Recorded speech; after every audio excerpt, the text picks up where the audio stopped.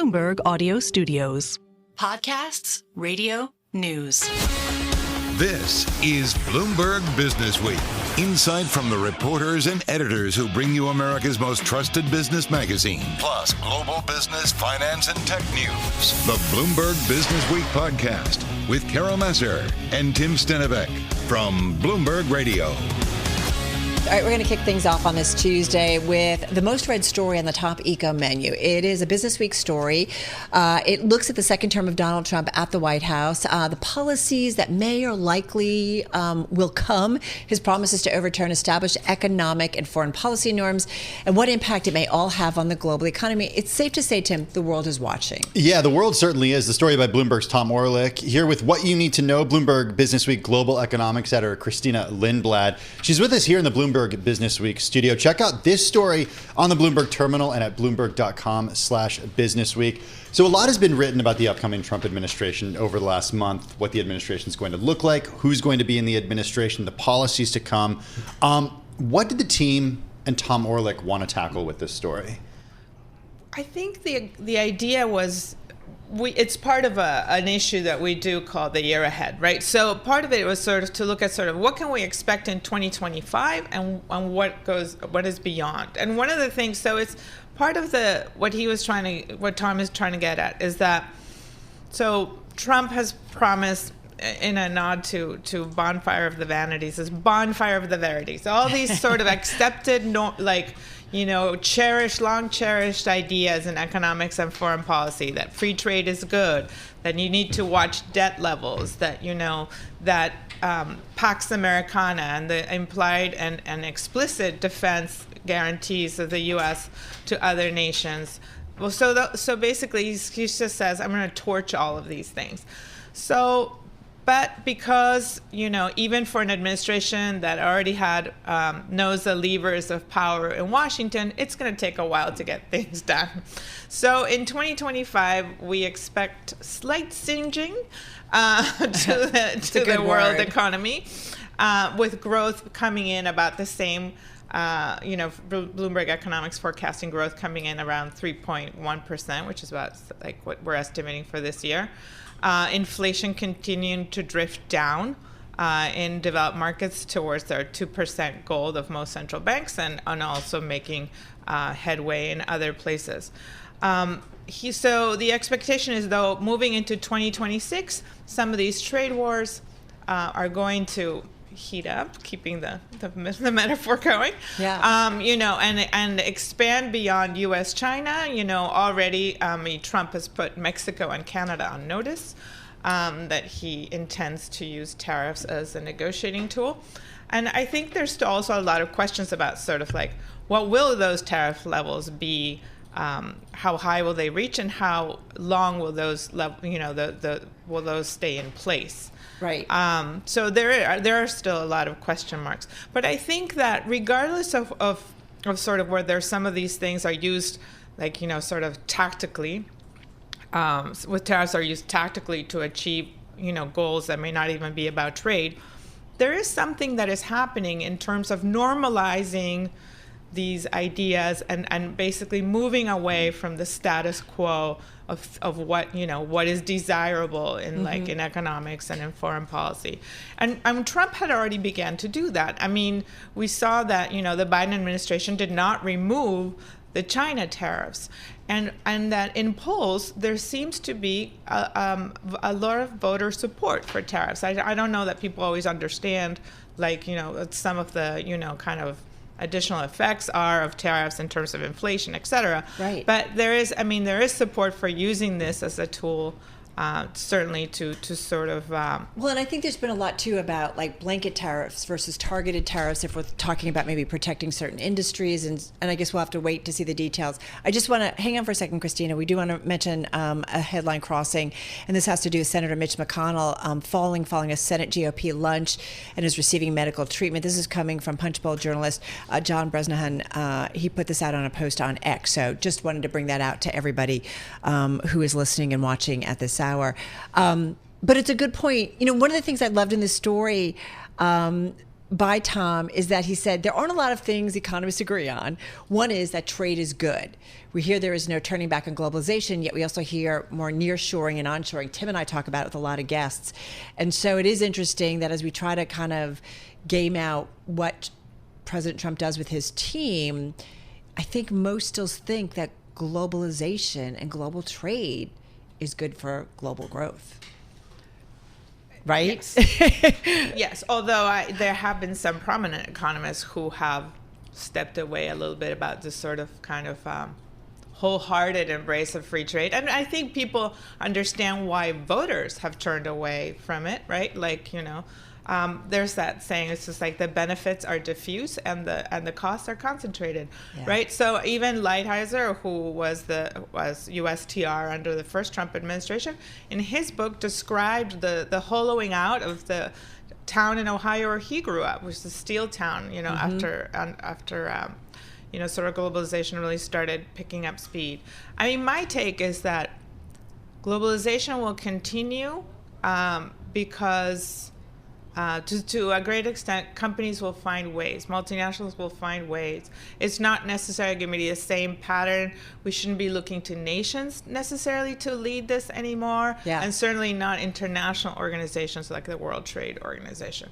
Not that they won't have influence, but I just think that basically it's not going to be about these sort of breakthrough agreements, though it's worth noting that Europe did sign an agreement last week with South America that is pretty broad. We do want to mention, too, President Biden making some comments from Brookings today, really talking about his economic legacy, and tariffs certainly came into that. Let's listen to what he had to say earlier. He seems determined to impose steep universal tariffs on all imported goods brought to this country, on the mistaken belief that foreign countries will bear the cost of those tariffs rather than the American consumer. Who do you think pays for this? I believe this approach is a major mistake. All right, and that, of course, is President Biden early from Brookings making the point about critical of universal tariffs and saying that ultimately, and this is conversations we've all had at Bloomberg, that the cost of those tariffs, universal tariffs on all imported goods, that cost bore by the American consumer. Hey, Cristina, I wanted to touch on global security and the idea of the post-World War II world order. You alluded to this earlier, the idea that the role that America has played in the security of the globe since World War II. Obviously, there have been major wars over that period of time. The U.S. has certainly found itself embroiled in. How is Bloomberg Economics looking at the potential economic effects of sort of this everybody goes it alone now mentality? Unfortunately, I haven't looked at that particular modeling, but I mean, I think even though Trump talks about sort of in a kind of has an isolationist posture, he is though tempted when he sees an opportunity to be a deal maker to step into that role. So I think that's going to be a big question mark. Already, for example, we're seeing that he has said that he's going to make peace in Ukraine, and that he has influence over Israel that may make a difference in the conflict in Gaza. But at the same time, like with Syria, in which with the government collapse there, he tweeted that this was basically not America's, something America should get involved in. So despite these statements, I think you have to take it on a case by case basis, I guess is what I'm saying. But for Europe, I mean, the effect is that I think there's no question Europe will be asked to pay more for its own defense. And that is detrimental to the budgets of those countries, many of them which are already having debt problems. All right, we're going to leave it on that note. Cristina, thank you so much. You're listening to the Bloomberg Businessweek podcast. Catch us live weekday afternoons from 2 to 5 p.m. Eastern. Listen on Apple CarPlay and Android Auto with the Bloomberg Business app. Or watch us live on YouTube. At least a dozen analysts raised their price targets on Cisco Systems after the company reported earnings just about 1 month ago. Cisco, it is the biggest maker of computer networking equipment. It delivered better than expected quarterly results and an upbeat outlook for the current period, but it did give out a conservative annual forecast, which brought a bit of a muted reaction from investors. The stock did trade about 2% lower after that earnings report 1 month ago. Meantime, though, shares of Cisco Systems are up about 16% year to date. They did hit a 52-week high earlier this month. Let's get more, though, on the company. Back with us is Fran Katsoudas. She's Executive Vice President and Chief People Policy Purpose Officer at Cisco Systems, back here in our studio. Great to have you back. It's just been a couple of months, but a lot has happened. Always. Always. We did speak in September just ahead of the U.S. presidential elections. What are the constructive conversations that you guys are all having about the outcome, what it means for Cisco, the company, what it means for your workers? You know, I think the conversations are constructive. And what I find is that as a company, we have worked with all administrations and we build strong partnerships and relationships in the broader community with governments. And so we actually this morning were meeting with a Trump advisor to just do some planning and to understand a little bit of the priorities in the next year as well. It's so interesting because this year there were 60 elections around the globe. And so I think around the world you have people stepping into new administrations. Right. And we're absolutely doing that and planning for that as well. Can I just ask you to follow? What did you feel like were the priorities you got? Or what can you share with us? Yeah, you know, I think right now we're learning, and of course we're waiting. I think there probably is some planning from a tariff perspective and to understand, okay, what does that really look like? I think there's some conversations from a tax perspective as well. And then, as you know, there are other really important policy issues, whether we're talking about security or AI.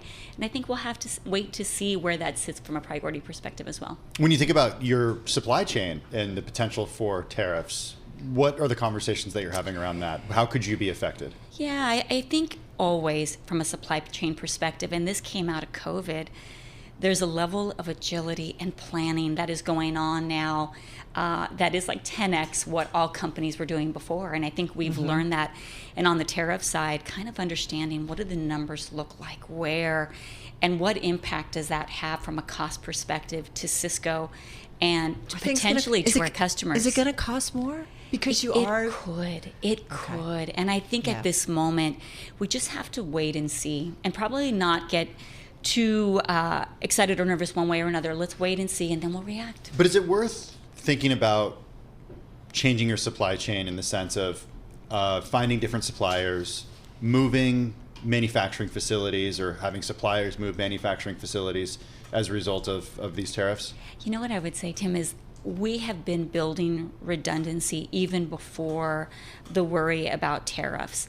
And I think right now you have to be so fluid, whether you're responding to a disaster that occurs in a particular location, whether there are supplier shortages. I think this is the new name of the game. And so I would say there's a ton of planning going on against a ton of different scenarios. I got to ask you, only because it's so front and center for all of us, and we're looking at what happened to the United Healthcare CEO. You are in charge of overseeing your people, almost, more than 90,000 around the globe. I am curious about some of the conversations and, some of what we've had maybe with friends, family, our peers here is people are frustrated, and I'm not justifying anything, but I think people are trying to figure out how to be heard. So I'm just curious how you guys are thinking about that. Are your executives scared? I think the first thing that I would say is that there was a tremendous amount of shock and sadness for Brian and the family, and I think we start there. But to your point, the next conversation with our employees is always worry about security. And I think those are conversations that we've also had a lot of. And then the secondary piece, I do think it's important for us always to have conversations about those pain points. And I think we're always looking at what is going on from a broader health perspective, well-being, healthcare. And so I think the most important thing that we can do is drive conversations so that when we talk to companies, we're really clear on the priorities and what we're hearing from our people. When you say talk to the companies, you mean in your role as Chief People Officer? Correct. overseeing benefits at the company, exactly getting right. feedback from employees about their own health care. Give us some examples how you've made changes in recent years to plans in that sense and what employees have said. Yeah, it's so interesting. When I go back about a decade, I think about the fact that at that moment we were realizing our employees have very different wants and priorities. And so as an example, that was the time where we started realizing, hey, there's a subset of our employees that want more benefits around elderly care. And we talk a lot about the sandwich generation, I agree. right? Yeah. And so it's a real thing. yeah, Right? Our belief at Cisco is that you have to be assessing your benefits on a regular basis. And the nice thing is, with some of the breakthroughs around things like cancer treatments, it has allowed us to try different benefits for our people. One of the things that I think, Tim, was so important to us several years ago was just introducing elements like second opinion support for our people when something comes up. When something happens, that's the moment that you need support, of course. How has the conversation around corporate and executive security changed in the wake of this tragedy? I've read reports that you have, not you, but corporate security offices' phones are just ringing off the hook, calling private security consultants and security officials and the like. Yeah, I would say that on a pretty regular basis, we're always assessing security for employees around the globe. I just think that's a good practice to have. But when you have a tragedy happen, like what occurred last week, I think it does remind people how important it is to think about this, to think about those executives that are a bit more visible and what needs to be done, of course. I want to ask you about the business environment. We always tap you. You guys did a report about a month ago. We talked about it coming into it. Tell us about the business environment. Is there a little bit of wait and see in terms of how the policies all play out, or how are you guys seeing it? I think you gave an upbeat forecast, or conservative annual forecast, but an upbeat outlook for the current period. So how much visibility do you feel comfortable around? Yeah, I think it's really natural that there's going to be an element from a policy perspective that is wait and see. Okay. But I do think that when I look at some of our technologies, when you're talking about security as an example, and against the backdrop of a very dynamic cybersecurity world, that's something that our customers continue to prioritize. And that's something that's going to be separate from any change from an administration perspective. I also think, as it relates to AI, our customers are getting more and more prepared. I would say on the web scale side, they're in it. They're working on the enterprise side. I think it's probably the prioritization of use cases for the future. I don't know if you saw this, but we just put out our new AI readiness report. And what was so interesting was that we did one last year. And what was consistent across the 2 years was the pressure that companies and IT individuals are feeling around AI readiness.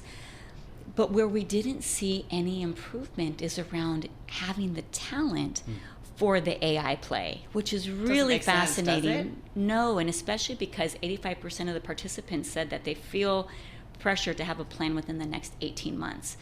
And so it just tells us there's a lot of practical work that needs to be done. Yeah. From a Cisco perspective, our focus is on AI infrastructure.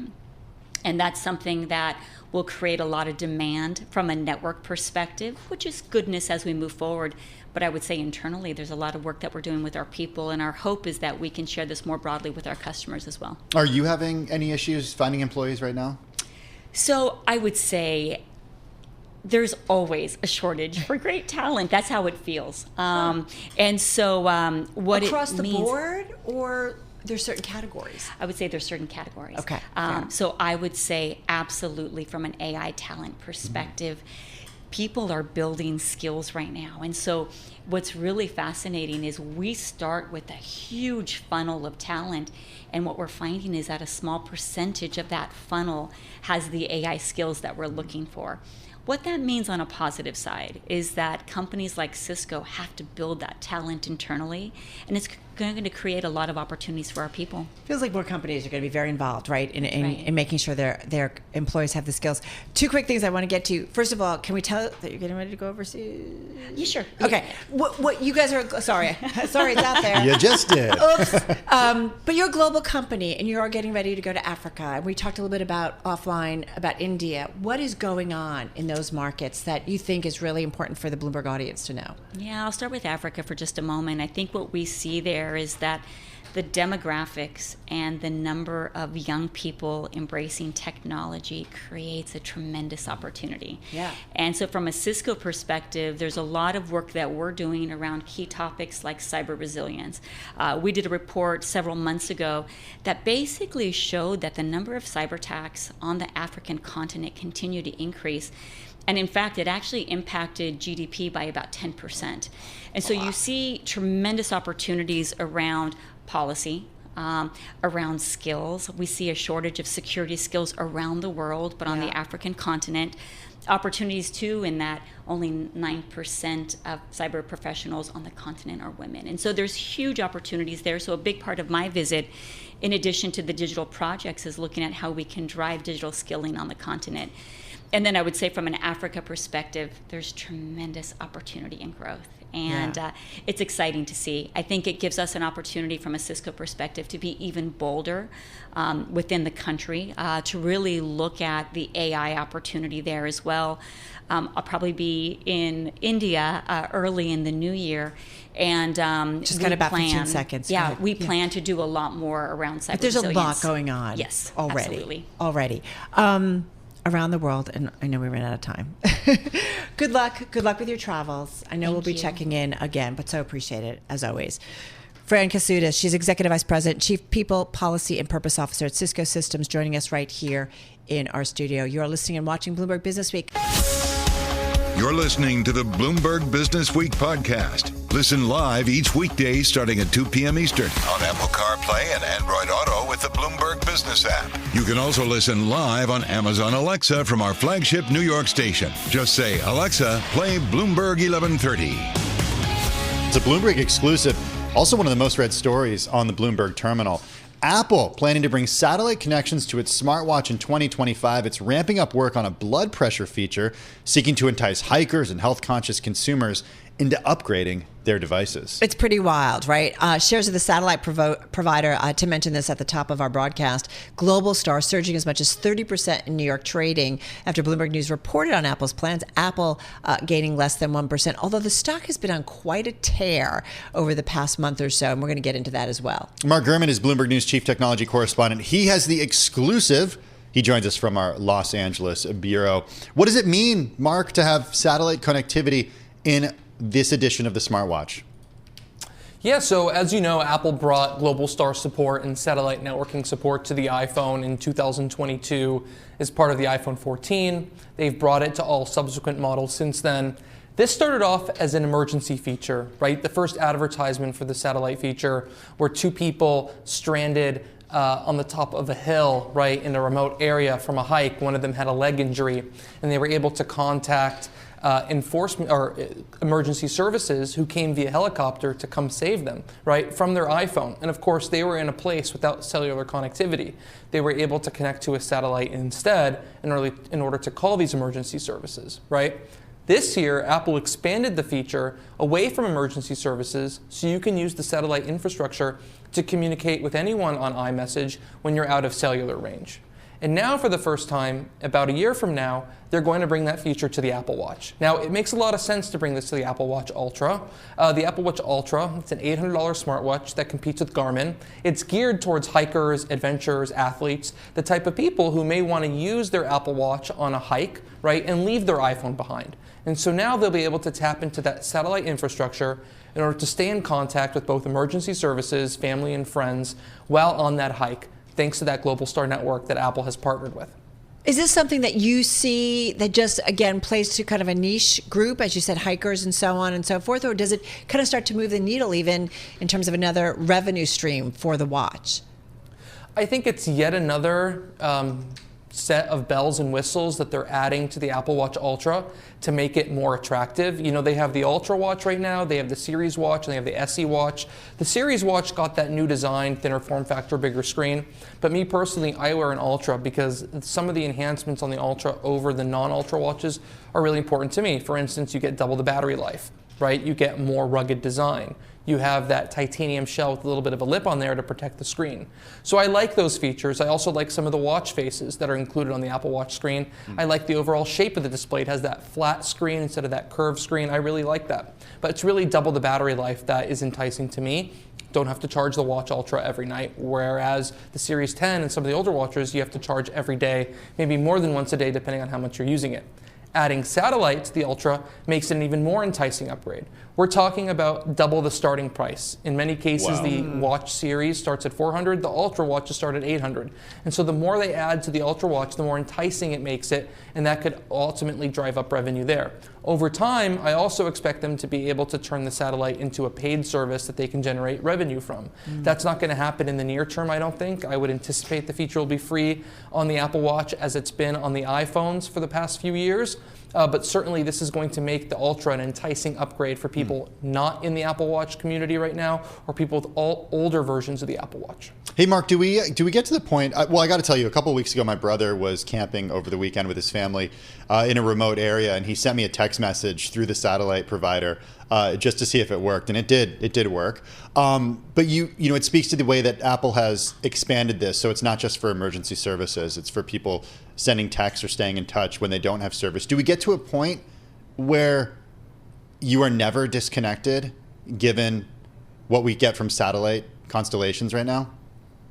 I think whether it's Apple or other companies working on this stuff, you know, SpaceX is working on satellite, you've had Google working on satellite, Meta has dabbled in it. So whether it's Apple or somewhere else or a combination of all those players, even the normal wireless carriers we have today, I do think we get to that point. I still think we're a few years at least away from that, though. Do the wireless providers have to be worried? I don't think so. I think they have to figure out a way to partner with these companies in order to bring the satellite infrastructure into their cellular data packages. So I think there's opportunities for that. I also think there's opportunities for these cellular networks to try to grow and try to catch up, right? They've all developed new types of cellular connectivity over the years. They moved from edge, right? They moved from edge to 3G. They moved from 3G to 4G LTE. They moved from 4G LTE to 5G. They're going to move from 5G to 6G, 7G, and so on, right? There is going to be a point, and I think we're basically there, where they need to sort of scoot off to the side a bit, right? Not only develop those cellular networks, but try to develop some satellite infrastructure as well. And you've seen T-Mobile begin work on that. They've been working with some partners on that. I think you're going to have to see AT&T, Verizon, and of course the global carriers work on those types of initiatives as well if they want to stay current. It's not enough anymore to be able to provide customers with a good connectivity experience on land. You have to be able to do that, or you soon will be able to have to be able to do that in remote areas as well. And satellites is the way to do it. Mark, what do we need to know about the internal technology, be it chips, the modem, or what have you, that is necessary to do this? And I want to add on to it, you know, your other exclusive about Apple's 3-year modem rollout. I mean, I think about companies like Qualcomm and others that might feel an impact as a result of what Apple is doing and maybe doing on its own. So long story short, Apple is dumping Qualcomm. They're dumping Intel. They're dumping those legacy providers that they've been using for years on end. Obviously, they've been embroiled with lawsuits with Qualcomm. They did purchase the Intel modem unit for phone purposes, but for IoT devices and wearables, that unit stayed within Intel, and I believe it got sold off elsewhere eventually, but it's still part of the Intel brand. So they're getting rid of Qualcomm. Qualcomm gets about 1/4 of their revenue from Apple. They're going to lose out on that. Apple is planning an end-to-end switch away to its own in-house modems. This will start in spring of 2025 with the new iPhone SE. They'll roll out another new modem as part of one of the iPhone 17 models, this new thinner form factor, in the fall of next year.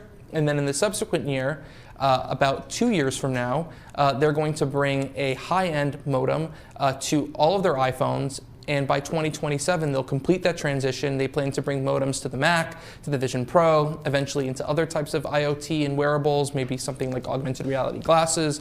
So this is a major initiative for Apple. As for the watch, there's no Apple Watch, Apple in-house modem that I know of. Instead, they're going to get rid of Intel and move to a modem from MediaTek. That's the first time that Apple will be working with MediaTek. Interesting. Is it a warning to all Apple suppliers? Not all Apple suppliers, but some key Apple suppliers that Apple wants to do this alone? I mean, you've reported for years what they've been doing with Intel. They've been going in on it alone gradually since 2010 when they launched the first A-series chips for the iPad and then 6 months later for the iPhone, right? So I think it's been pretty clear to Apple suppliers for years that if you are 50% or more reliant on Apple, you should be worried because at a moment's notice, right, they could replace you with an in-house component. You're not going to lose all your revenue from Apple immediately, but eventually over time, they're going to lean off of you.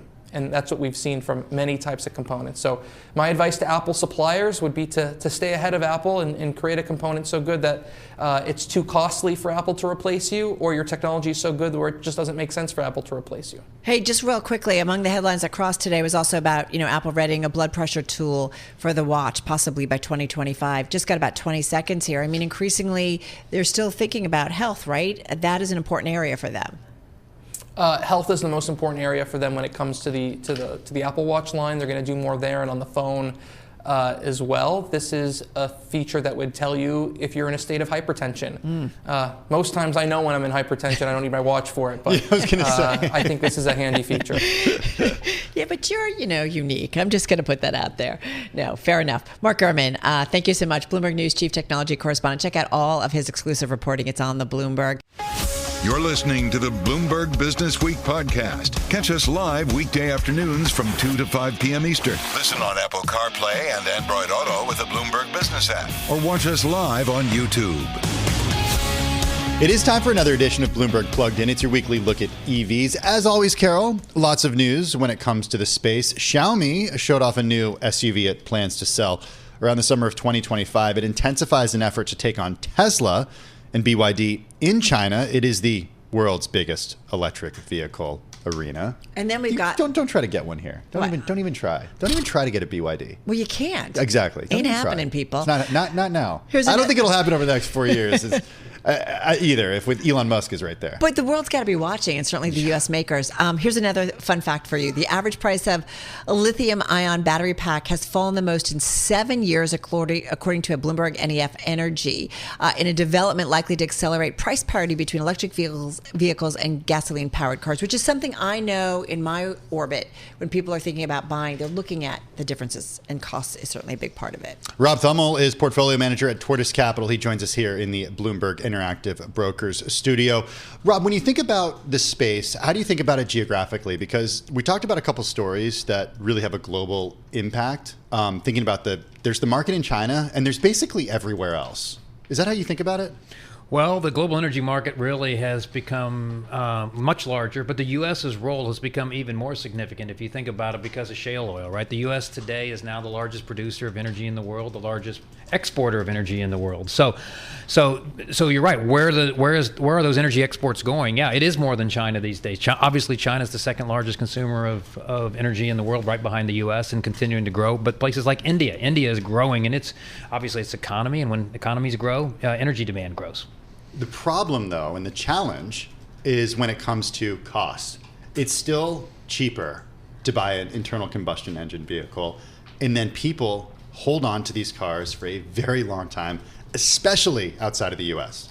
Yeah, that's been the whole problem, the whole challenge. I don't think I'm going to call it a problem. It was an opportunity for EVs, but it's been a challenge for EVs because of the fact that oil and gasoline and jet fuel and diesel are really just an efficient fuel, and so to try to replicate that from a cost perspective, people make decisions. If something's either cheaper or if it's really cool. Well, EVs are kind of cool, but they're not really that much cooler than an ICE vehicle. Wait a second. Hold on. Have you really put your pedal to the floor, your foot to the floor? in one of those? Tain't the same. Okay. They're pretty Come cool. on. Well, they accelerate fast. Yeah. However, but more importantly, for that to happen, they have to be usually cheaper, right? Like as That's you the pointed. issue, yeah. And they're not, and EVs are just not that much cheaper, and so They're for not mass at all. adoption are tough. In fact, they're not cheaper. They're more expensive, and that's the problem that these legacy automakers are running into here in the U.S. with the attempt to make that shift to EVs. Yeah. They're finding that a lot of consumers can't afford that. Yeah. Well, and Tim, the other thing you have to remember is, we are blessed in the U.S. with a lot of energy resource, a lot of oil, a lot of natural gas. Lithium is the big driver of EVs because you have to put lithium in these car batteries. Right. And so we don't have much lithium in the U.S. That comes from other countries around the world. So we're not there yet. That this is a secondary or tertiary or maybe problem down the road. But it's going to be a challenge, and it's hard to give up because energy security is really important. Rob, does it say to you that electric vehicles aren't necessarily the answer forward? And I don't know whether it's hydrogen vehicles that are the answer. I don't know. Like, how do you see it longer term? My family, increasingly, they're not looking at EVs now. They're looking at hybrids. Yeah, well, that's the answer, Carol. I think that's the answer is the hybrid, right? That can be helpful as well. I think hybrid's probably the answer longer term but there's a lot of battery technologies out there. I want to make sure that you watch these battery technologies. Let's talk about that. You always bring it up. Oh my God, what's the story that we talked about with Keith Naughton? And it was basically electric vehicles, though, that have like a little jumpstart engine, right? I can't remember what they're called. Out of China, right? Were they out of China, or were they here in the US? I think so. I don't know that they're here in the United States. But it's just, to me, so that when you're running low, you do have a little motor, but it's not the motor that I'm you gonna currently find have. it. I know, sorry that, but when we you talked answer, about this, Rob. I'm like, why aren't we doing this? That to me, because the range anxiety then isn't a problem. Yeah. But you still have an electric vehicle. Yeah, there's a lot of things out there, Can't remember Carol, what it's like called. Forgive me. solid state batteries that companies like QuantumScape are working on. There's other chemistries out there.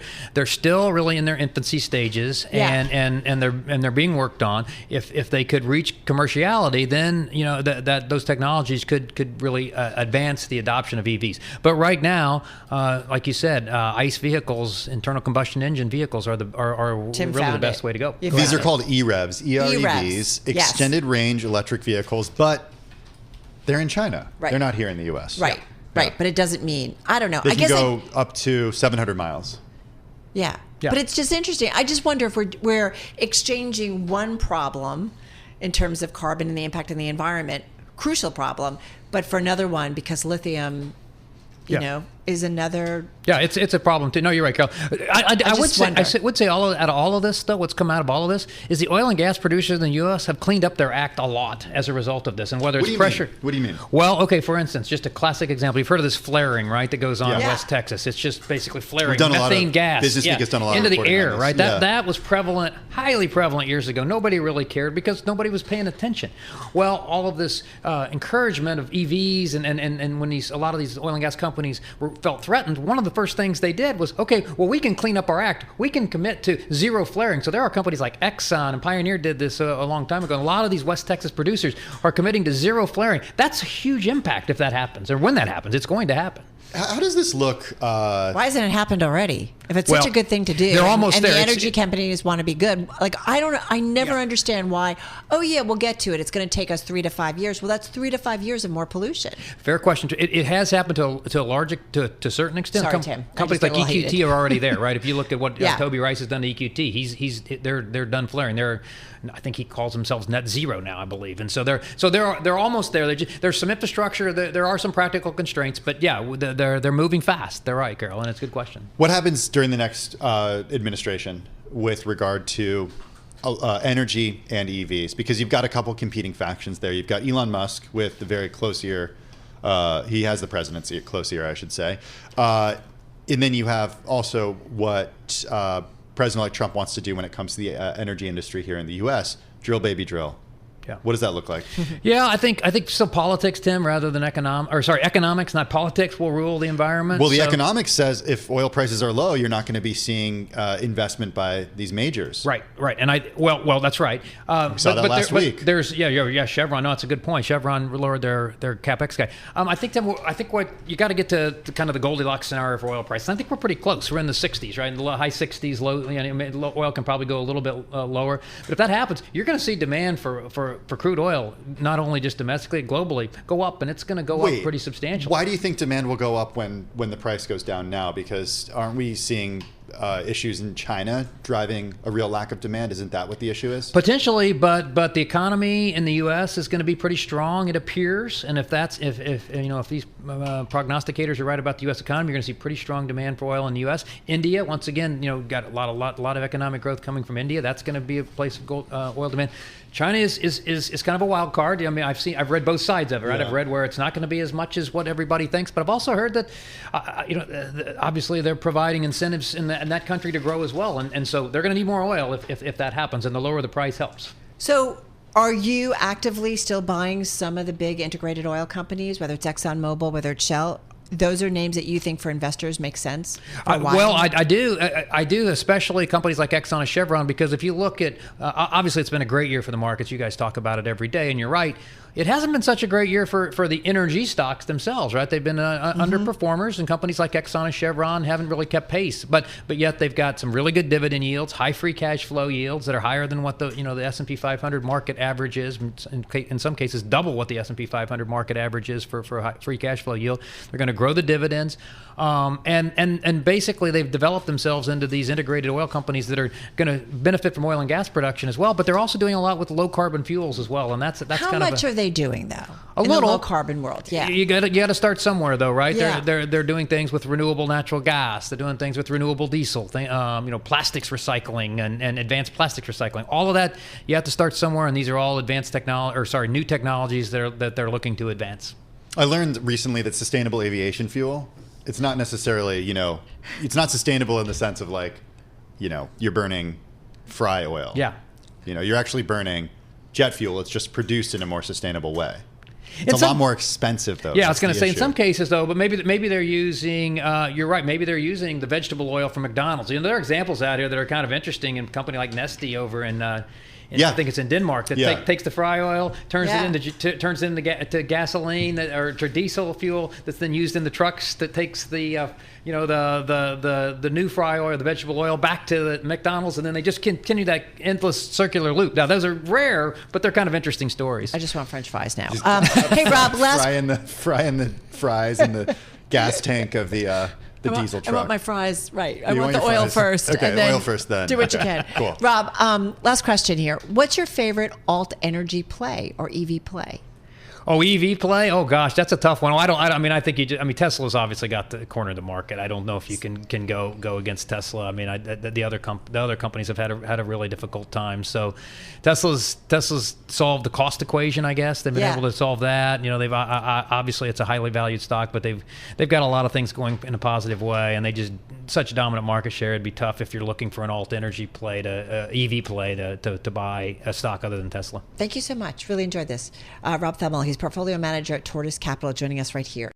Well, look at that. We got less than 13 minutes until the close. Let's drive to the close. Melissa Otto is head of TMT Research at the fintech research firm S&P Global Visible Alpha. She joins us from New York. Melissa, good to have you with us this afternoon. You got some picks, some names that we want to get to, including some big tech names. Some of them are lower today, actually. But before we do that, I do want to get your outlook on the macroeconomic environment and how you see things ending the year and then starting 2025. Thank you for having me. It's great to be here. Happy Tuesday. I think as we look out for tomorrow's data to come out from the macro environment, clearly the market's going to be very focused on the inflation data, and then looking ahead to next week, what the Fed is going to do. Based on based on S&P Global Market Intelligence, we're expecting 25 basis points of cuts to come next week.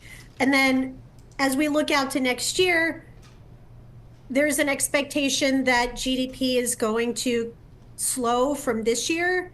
And I think overall that's going to create a macro backdrop that could potentially create some volatility for the market.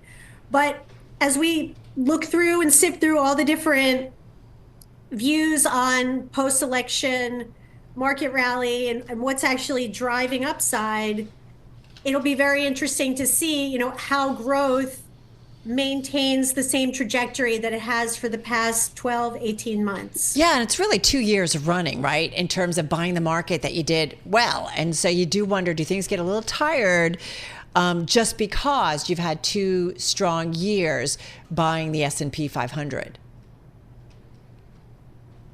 Indeed. I mean, I think, and this market in particular, the S&P 500 has really been driven by 6 stocks, and those are in the mega cap tech space that have essentially driven a lot of the upside in the past 18 months.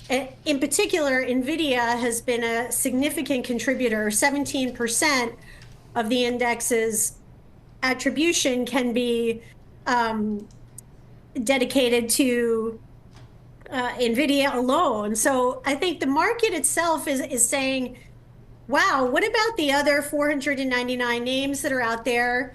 Could we see some broader dissemination in performance with rates coming down and a macro backdrop that could be potentially broadly supportive? Could this be good news for some of the areas of the market that have not performed quite as well? Could it be? That's $1 million question, Okay. right? We're looking for the catalyst. We need to see the growth, right? You know, I think part of the reason that mega cap tech has performed so well is because it's growing so nicely and has just such sensational gross and operating profit margins. Interesting. Okay, so let's talk about some of these names. I want to get to Dell and give us your outlook on Dell. This is a company that plays obviously in the enterprise space. It's been a huge AI play. Michael Dell, one of the wealthiest people in the world at this point as a result of the company that he's built. How are you looking at Dell? Dell is a very interesting story. They have a terrific partnership with NVIDIA. I think, you know, if we look at the earnings release, going through the numbers, fundamentally, they had a decent quarter, but the problem is that expectations were pretty high, both for the quarter and for the outlook. And even though they provided good numbers and a decent outlook, it really wasn't quite enough to get the market excited. And in fact, there was some disappointment around the outlook. So the question then remains, okay, looking ahead, fast forward to next quarter, do we get the visibility that we need to provide a catalyst and move the stock forward and kind of shake away those conservative views? Okay. So let's think a little bit about now Snowflake. How do you think about Snow? Snowflake is actually the opposite situation as well. I mean, Snowflake, I mean, that stock has really been a dog this year. It's been underperforming the market. I think it was down 35% year to date, you know, a real underperformer in the tech space. And a lot of that had to do with the fact that there was a significant management change and some slowing down in their business and some issues around backlog. And they really turned it around. The new CEO came in and he put up a great quarter. And then what's even more powerful is that they have been able to remove some costs from their business and revise up their earnings outlook, which I think really got the market excited. It far exceeded expectations, and I think it got the stock back on track. Who do you see as their biggest competitors? I mean, it's hard to say. I mean, it depends how one really defines AI. And I think the way that it's one way to look at it is to just say, okay, it's a rising tide lifts all boats. And that there really aren't competitors at the moment because there are so many different areas that have yet to be developed, have yet to really rise. We haven't even really seen meaningful use cases for generative AI hit the market in a way that is scalable. I mean, sure, we've seen a couple of examples here and there. There's some things happening in enterprises. There's some neat stuff that has started to become embedded in applications. But if you and I were to say to ourselves, okay, has generative AI really become embedded in our lives? We would probably say in the way that, say, an iPhone or some other applications have over the past 10 years.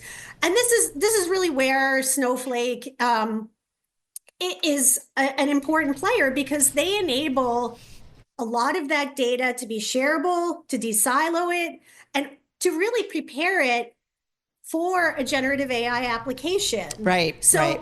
In my view, what makes Snowflake an interesting story is that they are very well positioned to help companies and organizations really get their data ready to be in generative AI. Melissa Otto, head of TMT Research at S&P Global Visible Alpha, joining us from New York City. Happy holidays. This is the Bloomberg Businessweek podcast, available on Apple, Spotify, and anywhere else you get your podcasts. Listen live weekday afternoons from 2 to 5 p.m. Eastern on Bloomberg.com, the iHeartRadio app, TuneIn, and the Bloomberg Business app. You can also watch us live every weekday on YouTube and always on the Bloomberg Terminal.